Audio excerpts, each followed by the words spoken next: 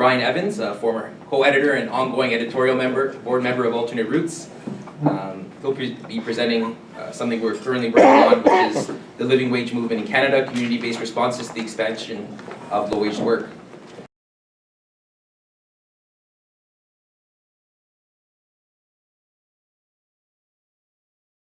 Thank you. I know it's already been said, but I want to reiterate my gratitude to the Center for Labor Management Relations, and in particular when Carlo joined Ryerson a few years back and launched one of the AR conferences right in the room here. It could not have been done without the support from CLMR and the very supportive and accommodating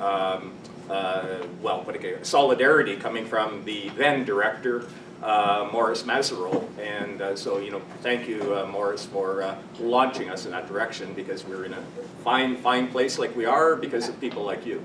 Thank you. So we appreciate that.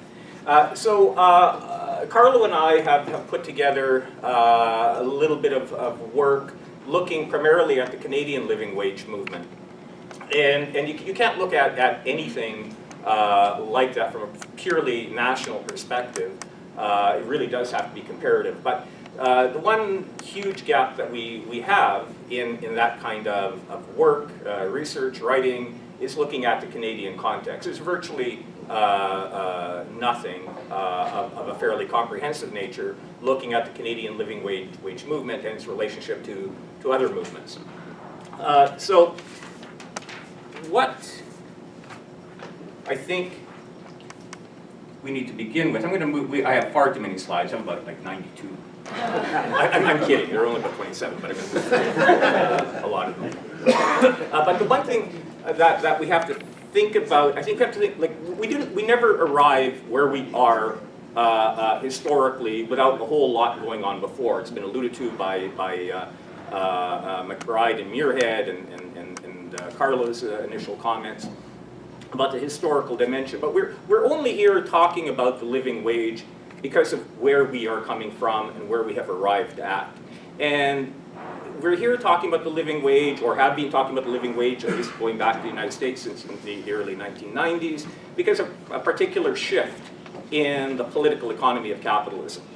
And we can only think about the living wage as a function of the decline and defeat a whole other generation, a restructuring of the broadly defined social democratic post-war order, the weakening politically and at the bargaining table of the trade unions and the working class more broadly. And again, as Steve pointed out, I'm speaking from a global north point of view in particular.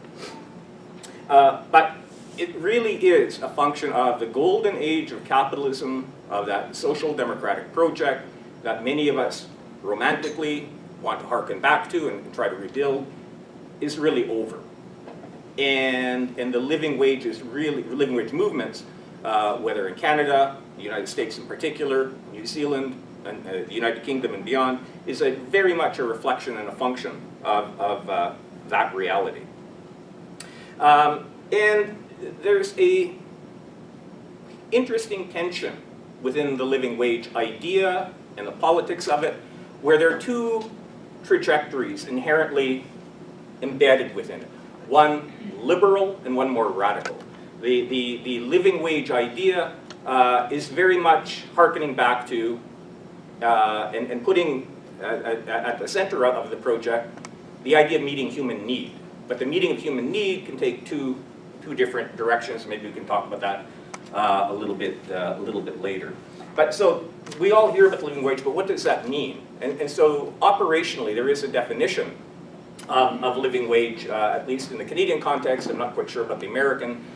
Stephanie can clarify that. But it really is built upon this idea of meeting the need of a family unit of 4.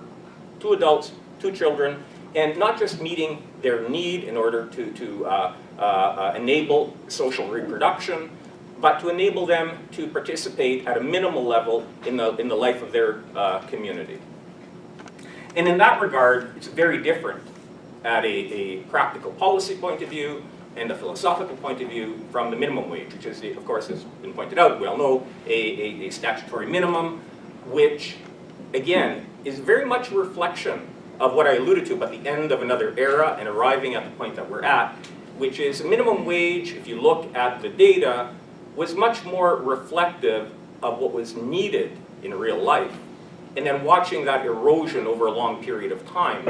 And basically the living wage is an acknowledgement, a recognition, a reaction to the failure of minimum wage policy and a whole bunch of other things I've alluded to.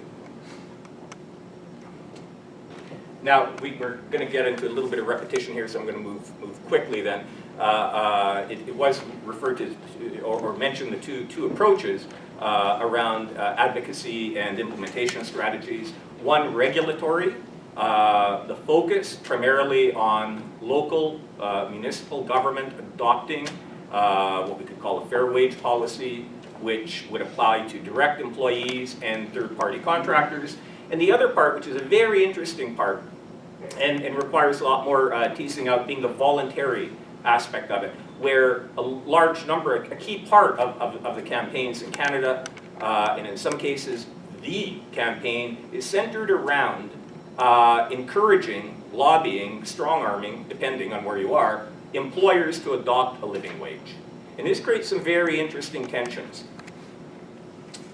depending on where you're at.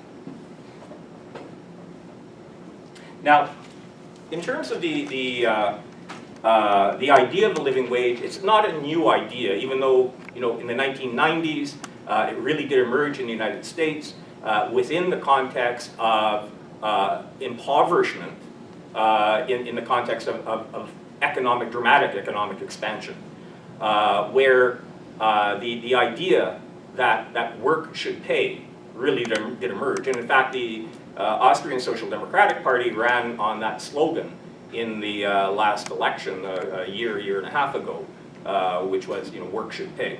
I'm not sure what it is in German, but I can figure it out. But it goes back to the 19th century, and it's very much connected again to this idea of a family, the social reproduction of a family, and rather than some kind of, you know, regulatory minimum, or regulated minimum. And it's radical. The radical potential is very much in that idea that work is not some kind of alienated abstract thing for which you're paid that alienated abstract wage, but rather the whole purpose is to meet human need and support you know, going around a decent life. And a whole range of classical political economists, I mentioned Smith, Marx, we could talk about Veblen, Kalecki, even John Maynard Keynes, and I'm sure others, all of whom challenged the idea that supply and demand inform, direct wages and incomes. That there was very much a political dimension to the determining of wages and incomes.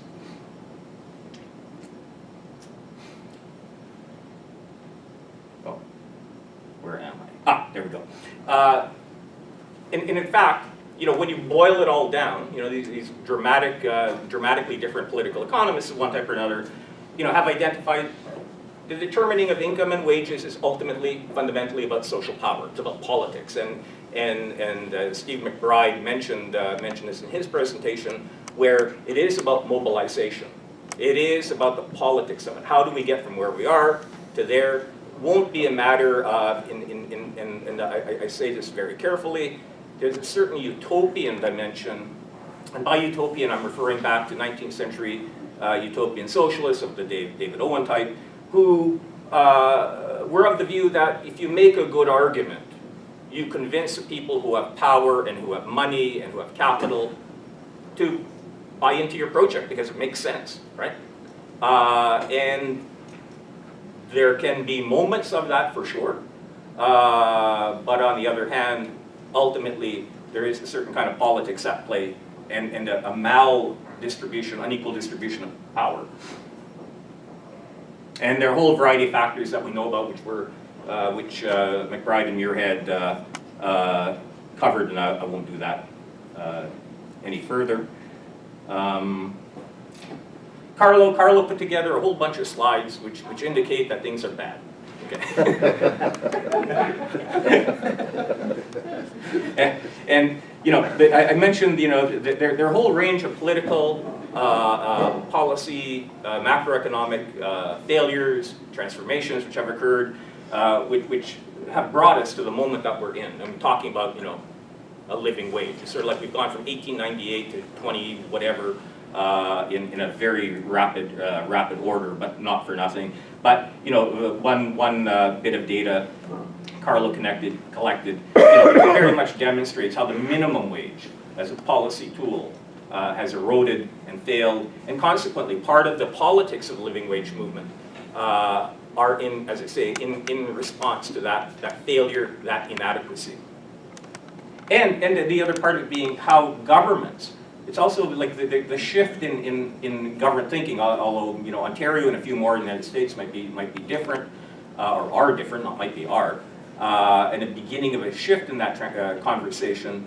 But for a very long time, state level, subnational, national governments, local governments would not hear and would not act on doing anything about the about inequality, about declining, eroding wages.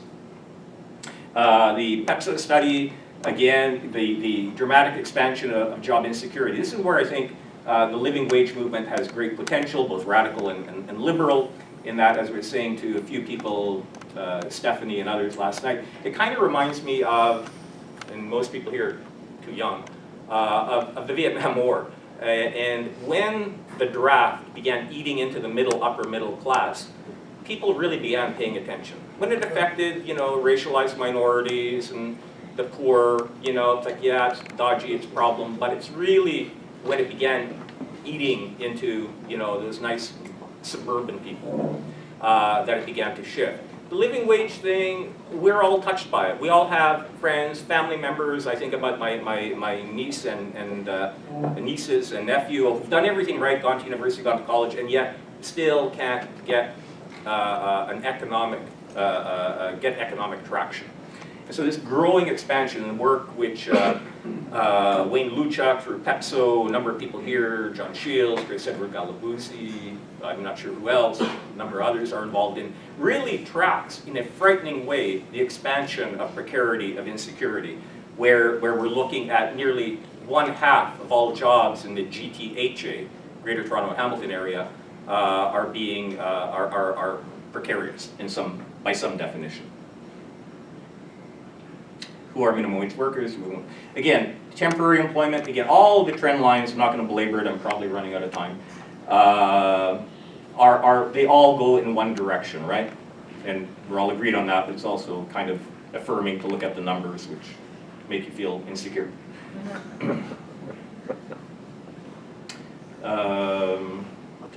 Right. And it's not that we're talking about, you know, the Rosa Luxemburg Institute or, you know, other radical think tanks around the world talking about this. You know, we have banks, the economics departments in banks.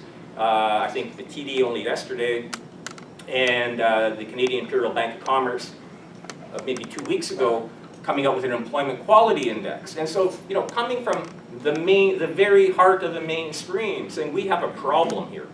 And that one report coming out of the Employment Quality Index from CIBC, basically saying that we have a big problem here and it's permanent and getting deeper. So it's not Rosa Luxemburg Foundation, it's, you know, a bank. And then as Stephanie pointed out last night, and some of you are aware, the IMF came out with a report saying growing wage inequality is a big problem, you know, the IMF. You know, everybody's kind of jumping on board. You know, as Stephanie again pointed out, even the Pope's all kind of like worked up about growing inequality. You know, when the IMF, the mainstream, all kinds of former neoclassical, neoliberal economists have shifted direction and suddenly say, yeah, we've got a big issue here. This is where, you know we have a big issue. But then it becomes a matter of, as I say, the liberal and radical potential and the politics that shake out from that. Now, I haven't even gotten to Canada. Okay, I'll do it real quick, 1 minute. How much time do I have? 5. Oh, geez, I can do a lot in 5 minutes. Originated in British Columbia, 2001. The British Columbia campaign, spearheaded primarily by the Canadian Centre for Policy Alternatives, but from there building a broad coalition of community and labor, really has become the template. But what's interesting, again, coming back to my initial comments about framing the historical moment and how we got here. In British Columbia, what launched that was the election of the right-wing Liberal government of whatever his name was, how quickly we forget, Gordon Campbell, who immediately launched into an attack on unions and the public sector in particular, and 8,000 unionized hospital workers doing cleaning, that kind of thing, not the high-end professional or higher-end professional types, were contracted out. And many of them took, literally overnight, through an act of the legislature, a 40% pay cut, elimination of benefits, etc., etc. And that political material attack became the focal point, the anchor around which the Living Wage campaign was launched. Modeled on, it was mentioned earlier, the London Citizens Living Wage campaign became the model for the Living Wage for Families campaign, and British Columbia formally launched in 2008 as a broad coalition. In addition to that, as I mentioned before, getting employers, convincing employers to join on voluntarily, and I'm not being cynical about it, they actually have 35 employers in Vancouver anyway, have voluntarily signed on to become living wage employers. And we find that throughout the country. And to date, there have only been 2 municipalities that have actually passed a living wage ordinance, but only one, New Westminster, kind of a suburb of Vancouver, has actually implemented that. Esquimalt, which is in part of Victoria, they did pass an ordinance, but then have kind of forgotten about it. So it doesn't really count. And then in terms of the general characteristics of the Canadian campaigns, there are 40 to 50 local campaigns running across the country. Thank you, Karen, for digging up all the information there. They're at very uneven and varying stages of development. But what they do share in common is, again, primarily driven by the Canadian Centre for Policy Alternatives in terms of the methodology, an annual calculation of the living wage within a community, advocating for a municipal or local living wage policy that will apply to direct employees and third-party contractors. That third-party contractor bit becomes dodgy. And then lobbying employers to voluntarily take on the living wage, which again is highly uneven depending on where you go. Let's see. I'm going to end it on the comment on the living wage versus minimum wage. We can think about the living wage 2 ways, and there is a political and ideological tension between the two. And I think we have to be clear about that. There are certain views which want nothing to do with the living wage or very little to do with it. And then on the other hand, there's another view where the minimum wage is simply so inadequate and problematic that, and governments don't really pay attention, that it should be a marginal case. However, there's another view, a third view, which is looking at the living wage as a kind of heuristic device, which helps to inform what the minimum wage should be. Again, as Steve McBride mentioned, the minimum wage, the campaign should be for a minimum wage which approaches or is a living wage, which was the original idea. The early 20th, late 19th century idea of a minimum wage was that it was, in fact, a living wage that enabled social reproduction and more. But there is this interesting tension between the two from a political and policy point of view, as well as the potential for a more iterative sort of theoretical and practical relationship. And the very final point, and I promise it is a final point, What the living wage does in addition, which I don't know if anybody's mentioned here, it brings the idea of a social wage back in. And social wage being kind of like an old-fashioned term for all of the public goods and services that help, that decommodify a whole variety of goods and services that we need in daily life, or if not daily life, through the life cycle. And that can mean, you know, things we can talk about pharmacare, we can talk about dentacare, employment, public sector employment initiatives, et cetera, that kind of thing, which we often forget about, how when we decommodify a whole bunch of things that we have to pay for on the market, you know, out of pocket, if you will, that changes the equation entirely. So I'm going to bring it to a conclusion there. Thank you.